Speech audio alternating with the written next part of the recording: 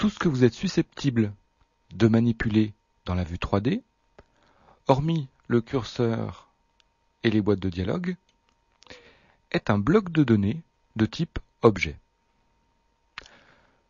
L'objet est porteur de plusieurs informations essentielles, comme sa position, son orientation, sa taille, son nom, ainsi que les calques sur lesquels il apparaît. Ces informations apparaissent soit dans le panneau numérique présent ici dans la vue 3D et qu'on active par la touche N du clavier, soit dans le panneau des boutons des objets.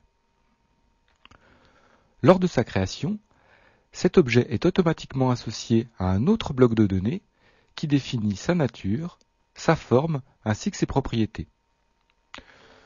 Le menu Add de la toolbox, qu'on active par la barre d'espace,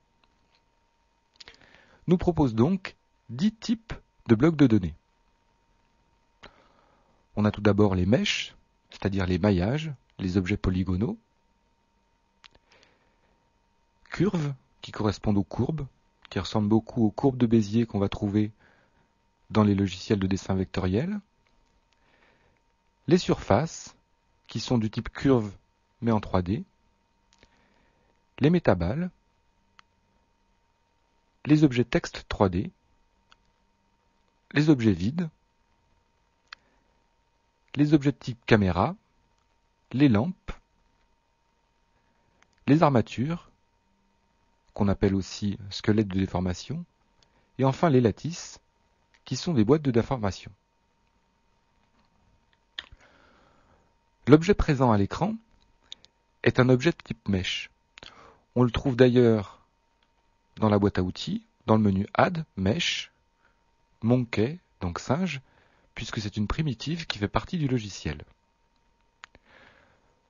Pour m'assurer de son type, je vais donc cliquer dessus, afficher les boutons d'édition, et là je vois, donc je suis informé que cet objet est bien de type Mesh, que le nom de l'objet est Suzanne, et qu'il est associé à un mesh, donc à un maillage, qui a aussi pour nom Suzanne. Si maintenant je sélectionne un objet d'un autre type, ici de type curve, la fenêtre des boutons d'édition s'adapte et m'informe que cet objet est bien de type curve ou surface, que l'objet a pour nom Curve Circle, ce nom a été automatiquement assigné par le logiciel lors de la création, et qu'il est bien lié à un data block, à une donnée donc de type curve, et qui a pour nom Curve Circle. Dans la fenêtre 3D, on retrouve bien, dans le panneau numérique, des propriétés qui sont communes à tous les objets, qui seront le nom, l'emplacement, l'orientation et la taille. Donc si je déplace cet objet, le panneau numérique m'indique que ses propriétés changent. Par contre, le data block de type curve n'a pas changé. Afin de déterminer le comportement et l'aspect d'un objet, on peut lui associer d'autres blocs.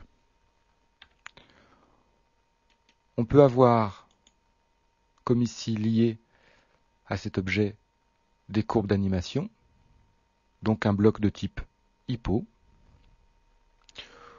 On peut également avoir des briques logiques qui seront utilisées pour faire des jeux en 3D. On peut aussi lier à l'objet des actions. Pour résumer, on pourrait dire que c'est une concaténation de plusieurs courbes d'animation. Et on peut également créer des matériaux et les lier à l'objet. Donc là, on voit que l'objet est lié à un matériau qui a pour nom matériel, et que ce matériau est lui-même lié à une texture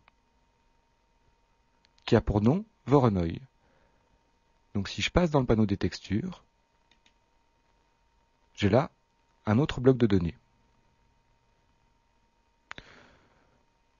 Selon leur nature, les blocs de données peuvent donc être connectés ou encapsulés de façon logique ou hiérarchique. De plus, différents objets peuvent partager des blocs de données identiques, ce qui ouvre de nombreuses perspectives et permet de réaliser des économies substantielles de mémoire. Nous allons maintenant approfondir ces notions en étudiant la hiérarchie d'une scène simple.